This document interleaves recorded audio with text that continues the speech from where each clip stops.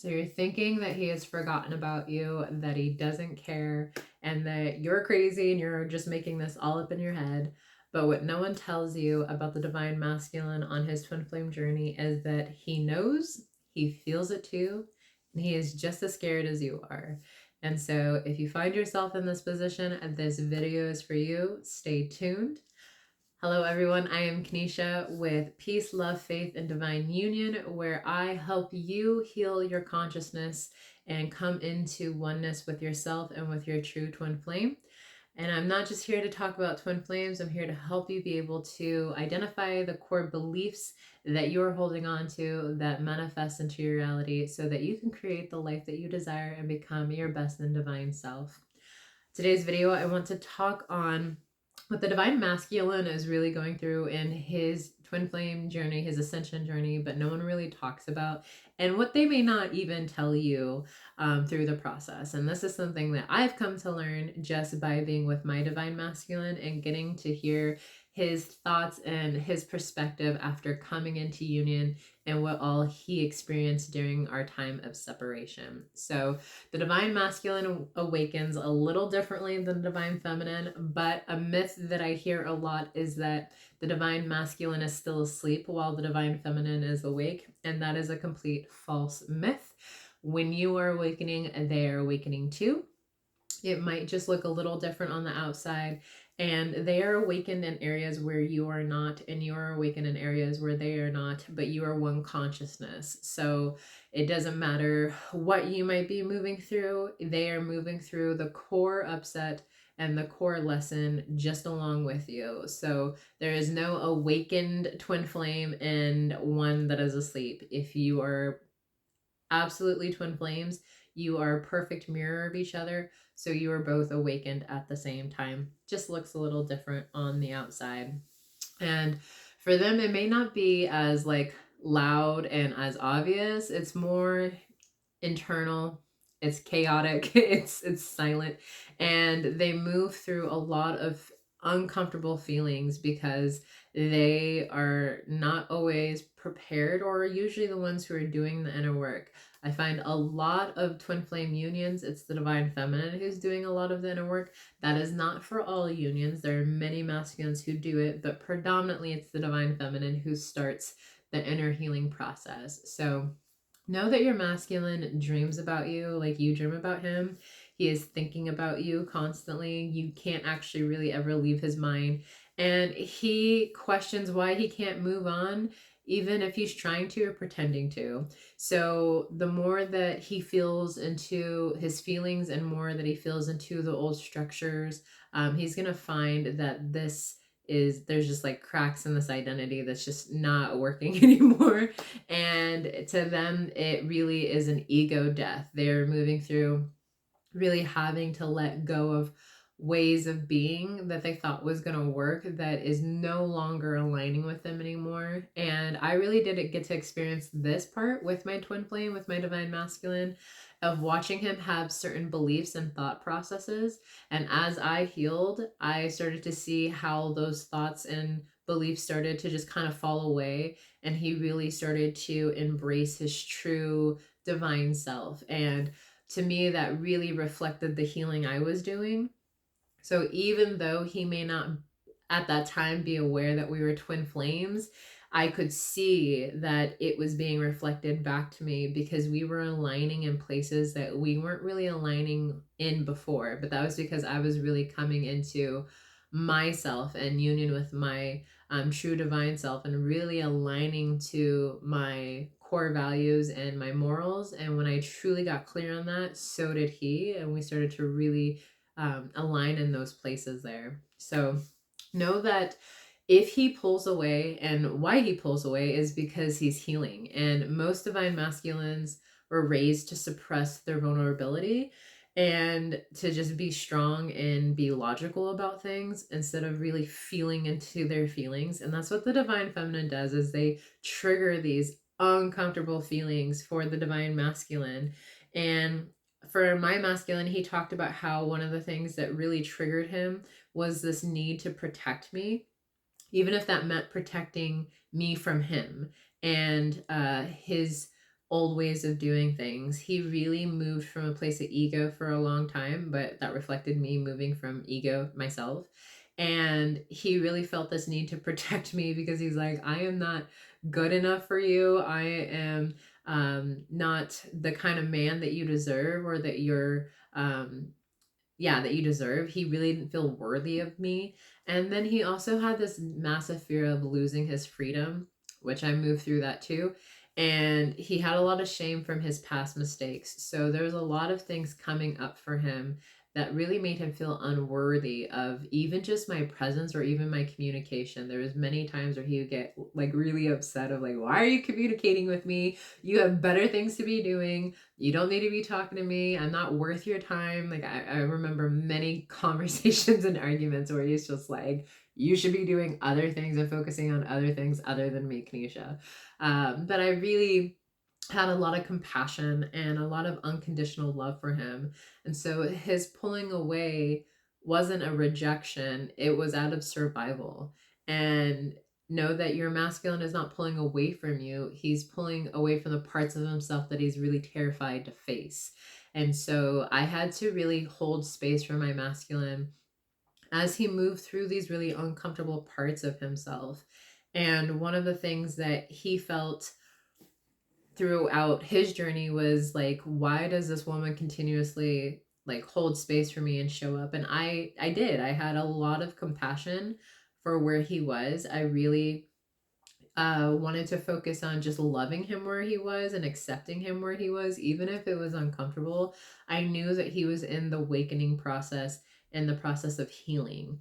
And so I really had to focus on seeing him as his divine self.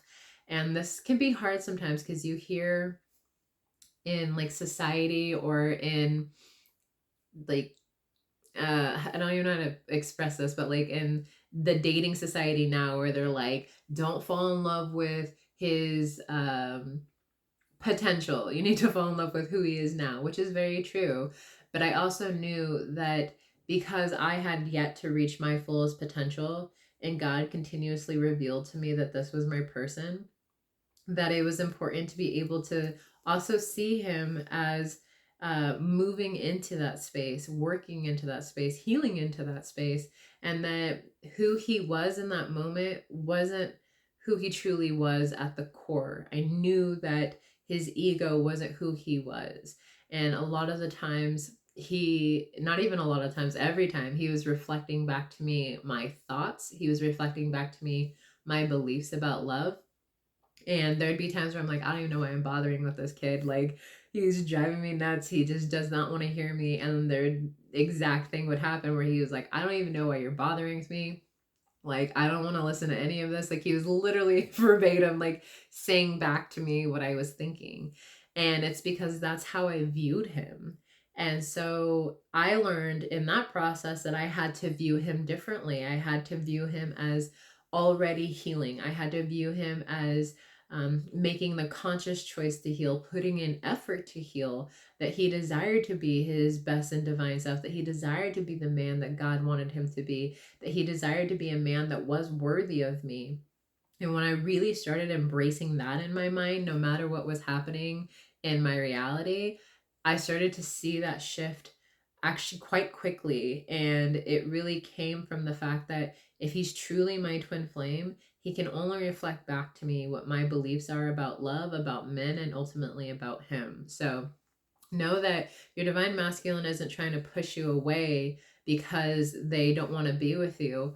A lot of the times they're pushing you away because you have a belief that they don't want you in their space, or that they don't want to be around you, or that they have no desire to be with you. And so they have to mirror pushing you away because in your mind, you're pushing the thought of you away. You're pushing away the belief that you are meant to be with this person away. So really be conscious of the thoughts that you're thinking when it comes to your divine masculine. Now, the divine masculine's awakening process can feel like an earthquake to them.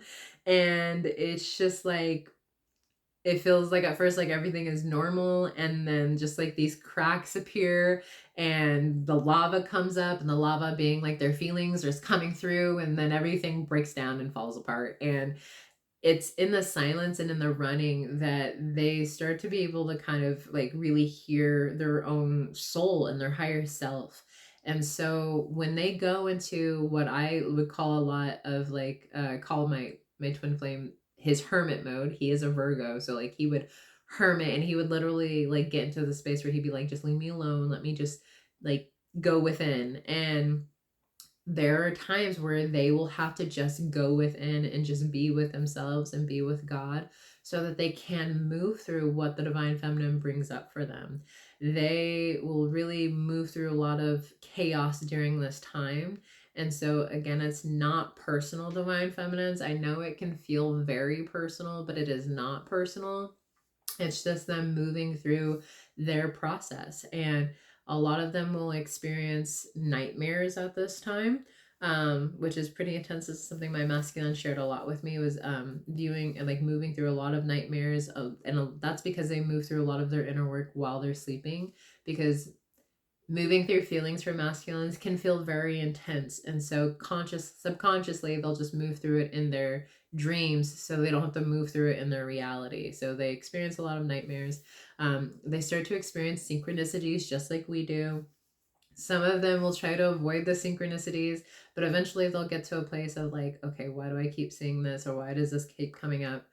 My masculine and I had arguments for a minute about how there's no such thing as coincidence, that it's all synchronicities. And he would fight me to the death of like, no, they're coincidences, Kanisha. And I'm like, that's not how this works. And now he'll tell you, like, did you see that synchronicity? Or did you, like, we no longer fight about those things, because I just stopped fighting him about it. I was just like, I know the truth and I'm just going to surrender to the truth. And eventually so did he. So you'll learn very quickly with the divine masculine that you'll naturally have fights and arguments, but there really is no need to argue with them as long as you surrender into your truth and what you have been shown by God and by the universe what the truth is. They'll naturally relax into that too, because they are you. And they also have to move through like their own emotional breakdowns, and they don't really tell anyone about this. But it wasn't until my masculine and I really built really deep trust that he eventually shared with me the moments and times where he did have an emotional breakdown, and where he would allow himself to just feel the raw feelings. And that brought up a lot of like self-hatred for him, and where he kind of just had to cry it out and scream and yell at God and just move through those feelings. Like they all move through that. And so even though they look calm and cool and collected on the outside, like they're falling apart on the inside when it comes to healing these core blocks to coming into union with their divine feminine. Like, divine feminines, I don't think you know how much you trigger your divine masculine, but they have to move through all of the things that you move through too. It just might look a little different on the outside. And I find that it's easier for the divine feminines to reach out for help and support than it is for the divine masculines, because again, they were brought up to not share their emotions and their feelings. And the other thing I want to bring up too, and I don't think a lot of people talk about this, is that the divine masculine doesn't have to be a man. It is the twin flame that holds the divine masculine energy. And so, not all divine masculines are in a masculine body, but they just hold the masculine energy between the twin flames. So, I might be speaking to a lot of divine masculines too, but I do find the majority of my uh, like people who listen are divine feminines, and that's because the majority of the people who move forward in doing the inner work are the divine feminines for whatever reason. In my union, I was the one who pursued the inner work, and now I'm teaching my twin flame a lot about the inner work. And he was also already doing his inner work, but in his own kind of way. So know that your divine masculine is not lost. They're just becoming. They're becoming who God has created them to be. And it is going to require patience. And I promise you, it's so worth it to see your divine masculine blossom into the person that they are divinely meant to be, and being able to love them all the way through that process. And they're going to have so much gratitude for you, divine feminine, when you can hold that space. My masculine tells me this all the time. He was like, there's so many times where you could have left, Kanisha, And he's like, and I'm so like so grateful that you didn't and that you were so patient with me. And he had even said like that's how he really started to experience what true unconditional love was that no matter how many times he told me to like it wasn't like, how do I put this in words so it doesn't sound crazy? Like I like we were great friends. We were already friends, but there would be times where I would like bring something up of like, do we want to look at this? Do we want to explore this? And he would literally be like, leave me alone. I don't want to talk about this. Like, let me be and just leave me alone. And he would say things where he would expect me to just like go away forever and never come back because he could be mean at times. And it wasn't like he was trying to be mean, it was just his raw emotion coming out. And I had to learn, and I learned this through Twin Flames Finding Your Ultimate Lover, is that when they lash out like that, it's not personal. It's just them really being honest about how they feel. And so I was going to create a space for him to be able to truly and authentically and honestly speak how he felt. And that really built trust with him because he was like, wow, I can share anything and everything with her and she doesn't leave. Like she doesn't run from me. And it's really allowed us to have such an authentic and vulnerable relationship because I've learned that it's not personal.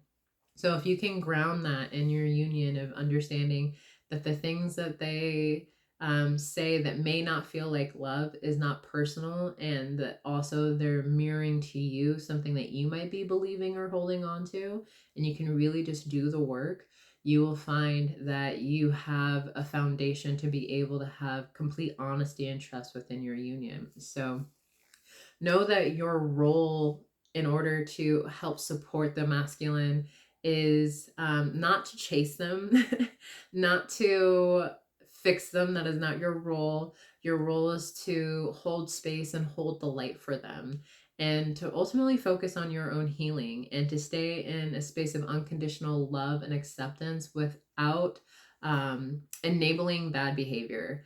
And you'll find that you will build trust with them on their journey, and it really will become, for them, you are going to become like their safe place where they can truly and authentically share themselves.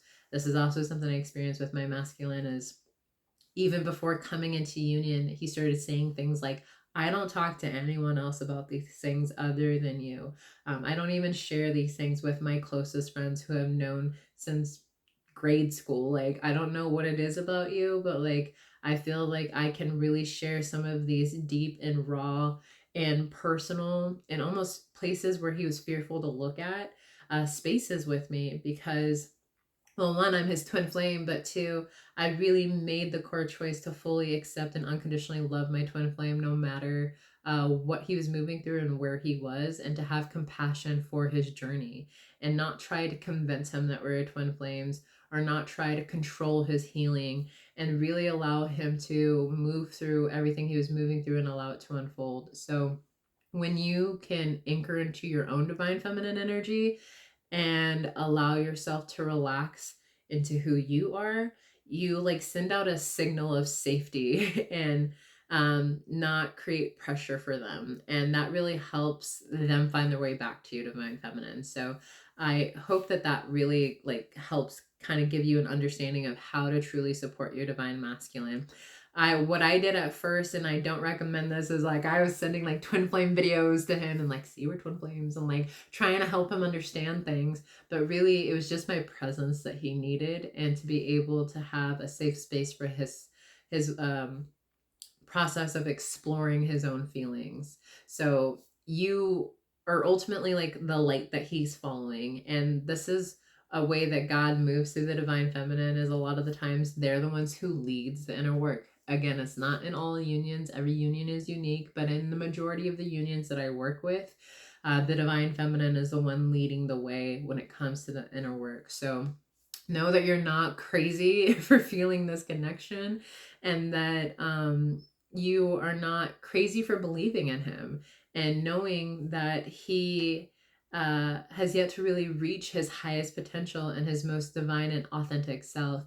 But watching them bloom into that is one of the most beautiful things. Watching my man go from where he was to where he is today It makes me so emotional because I literally could have missed out on that by not even doing my own inner work. And instead, I get to see this man really become just this beautiful person from the inside out and really shift from this ego space to this true, divine, abundant, um, loving God of child, like God of child of God, child of God. And so know that the path that's back to you is going to be built over time as you choose yourself and you continue doing your own healing.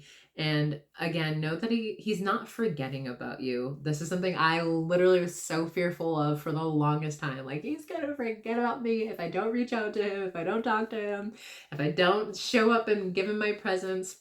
But as that's not true, like if you're truly choosing yourself and choosing to put yourself first and prioritize yourself, they can't forget about you, especially if it is truly your twin flame. It is not possible. It is not possible. And there's many times where we would go periods of time without talking, and when we would talk again, he would tell me, like, yeah, I was moving through this and I thought of you. And when you said this, or I had to deal with this, and I was thinking, like, what would Kanisha do here? Like, there's so many times where he thought about me or was thinking of something that I had said, even when we were going our periods of time without talking. So know that your masculine can't forget about you, and he's waking up to you. He's remembering himself. He's coming back to his true self. So just keep shining your light, keep being the beautiful soul that you are, and know that you are the light that he's learning how to follow back home to who he is. And know that you just got to continuously focus on yourself. Keep becoming the best version of yourself, loving yourself, caring for yourself, showing up for yourself, committing to yourself. So if this resonates for you, definitely don't forget to like and subscribe. Leave a comment down below. I love when you guys comment. It makes me so excited to be able to just connect with you and communicate with you. And know that we are growing a space here for divine love, and for real love to just be honored, and for your true authentic self to be honored. So tell me in the comments, like, what signs you've been seeing from your divine masculine lately. And if you want more support on your twin flame journey, definitely check out my link below. I have intro sessions available. I do one-on-one coaching and group coaching, and my true desire is to see all unions come together and you really being your true and divine authentic self while creating an abundant life that you absolutely love with your true twin flame. So I will see you guys soon. Take care. I love you all. Bye-bye.